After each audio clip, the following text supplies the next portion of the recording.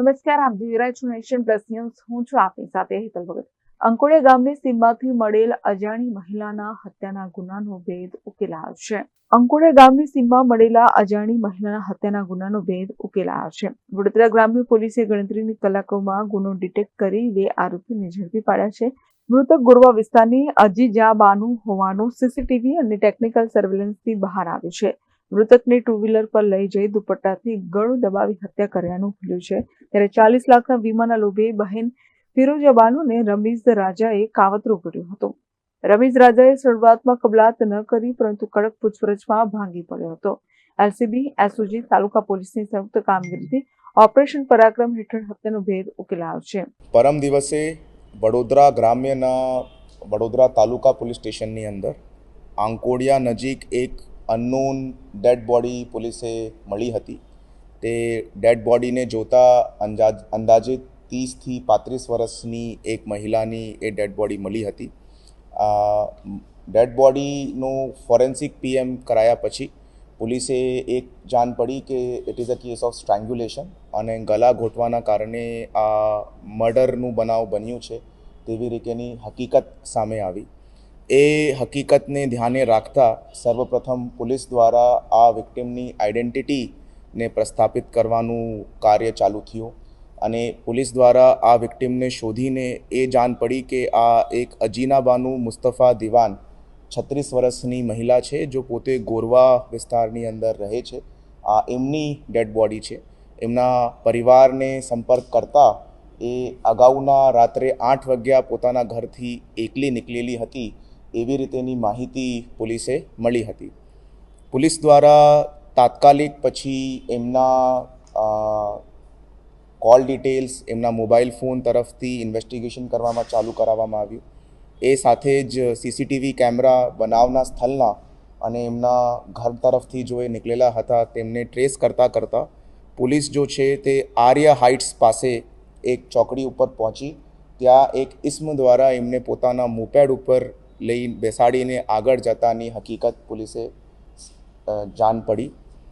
જ્યારે પોલીસ એ સીસીટીવીને આગળ પાછળ જોતી હતી ત્યારે અમે એક જો અક્યુઝ છે એમનું એક ક્લિયર પિક્ચર મળ્યું અને એવી રીતેની અમારા હ્યુમન સોર્સિસથી માહિતી મળી કે આ અક્યુઝ આ ફેમિલી સાથે નોન છે અને એમની મોટી બહેનના સાથે એ સંપર્કમાં છે.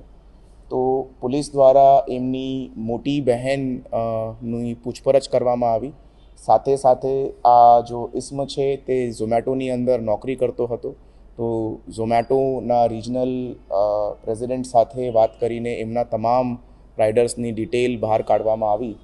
તો પૂછપરછ દરમિયાન આ વેરીફાઈ થઈ ગયું કે આ જો અક્યુઝ છે તેમને દ્વારા જ આ લેડીનું મર્ડર કરવામાં આવ્યું છે. જો અક્યુઝ છે જે રમીઝ રાજા ઉર્ફે હનીફભાઈ શેખ, એમના દ્વારા આ વિક્ટિમ અગીના બાનુ મુસ્તફા દિવાનનું મર્ડર કરવામાં આવ્યું. મર્ડરના મોટિવ બાબતે પોલીસ દ્વારા પૂછપરછમાં આ સમજણ પડી છે કે આ જો રમીઝ રાજા છે તે એમની મોટી બહેન ફિરોઝ બાનુ ઉર્ફે અનીશા દિવાન સાથે ગયા 5 વર્ષથી રિલેશનશિપમાં હતો અને એમની મોટી બહેનના કહેવાથી એમને નાની બહેનનું મર્ડર કર્યું છે.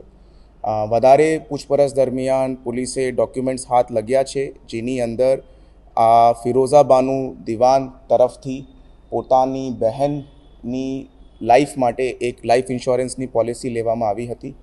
28 નવેમ્બરની રોજ આ 40 લાખ રૂપિયાની આ લાઈફ ઇન્સ્યોરન્સની પોલિસી લેવામાં આવી હતી અને એ પછી એ પોતાના ઓળખતા રમીઝ રાજાને વારંવાર પોતાની બહેનનું મર્ડર કરવા માટે દબાણ કરતી હતી. 2 વખત અગાઉ પણ એમને આ ઇસ્મ પાસે મર્ડર કરવાના હેતુથી પોતાની બહેનને મોકલાયો છે, બટ એ રમીઝ રાજા દ્વારા એમને પરત મોકલવામાં આવ્યું હતું અને આ જો ત્રીજી વખત છે જે તે સમયે એમને પોતાની બહેનને શ્રમ કાર્ડ બનાવવાના બહાને કે આ ભાઈને હું ઓળખું છું, પોતાના પરિવારના બધા લોકો એને પહેચાનતા હતા, એમની ઓળખાણ છે, તમારું શ્રમ કાર્ડ કાઢી આપશે, એ શ્રમ કાર્ડ લેવાના બહાને એ પોતાના આ રમીઝ રાજા પાસે એમને મોકલાયો હતો.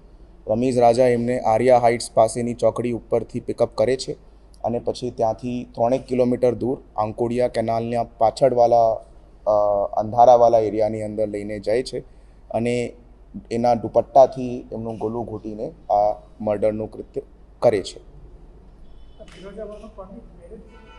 આ જો ફિરોઝા બાનુ છે તે પણ મેરિડ છે અને આ જો અજીના બાનુ છે, અજીના બાનુ મુસ્તફા દિવાન, એમના પણ ભૂતકાળની અંદર 3 વખત લગ્ન થઈ ચૂક્યા છે.